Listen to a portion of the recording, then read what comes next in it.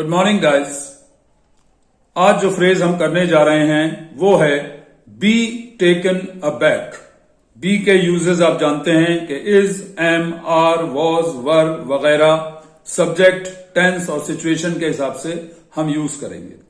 Be taken aback का मतलब होता है हतप्रभ रह जाना, बहुत ज्यादा ताज्जुब में आ जाना, इतना कि मुंह खुला का खुला रह जाए, आंखें फटी की फटी रह जाएं और थोड़ी देर को आपकी समझ में ना आए कि मैं इस बात का क्या जवाब दूं, किस तरह से रिएक्ट करूं, मेरी प्रतिक्रिया इस बात को सुनने के बाद क्या होना चाहिए, मैं ये भी डिसाइड ना कर पाऊं और बहुत ज्यादा ताज्जुब में आ जाऊं, हैरान रह जाऊं, बिल्कुल आंखें फटी की फटी रह जाएं, मुंह खुला का खुला रह जाए कि अरे भाई ये 4 साल का बच्चा ये बात कह रहा है या 40 साल का आदमी कह रहा है। जब इस तरह की सिचुएशन हो कि बहुत ज्यादा ताज्जुब आपको हो और कुछ सेकंड के लिए तो आपको समझ में ही ना आए, सन्न रह जाना हिंदी में इसे कहते हैं, कुछ सेकंड के लिए आपको यह समझ में ही ना आए कि मैं इसका क्या जवाब दूं या क्या कहूं इस बात पर पलटकर, इसको हम कहते हैं बी टेकन अबैक।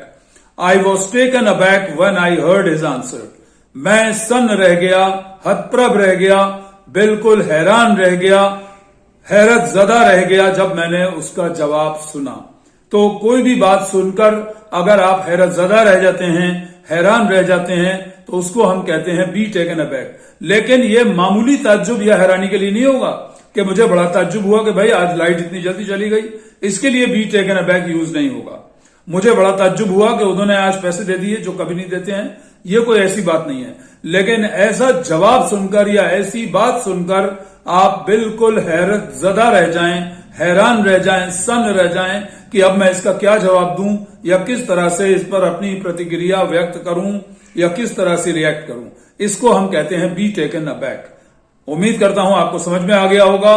चैनल को जरूर सब्सक्राइब करिए और वीडियो को लाइक और शेयर भी करिए। Thank you very much for watching.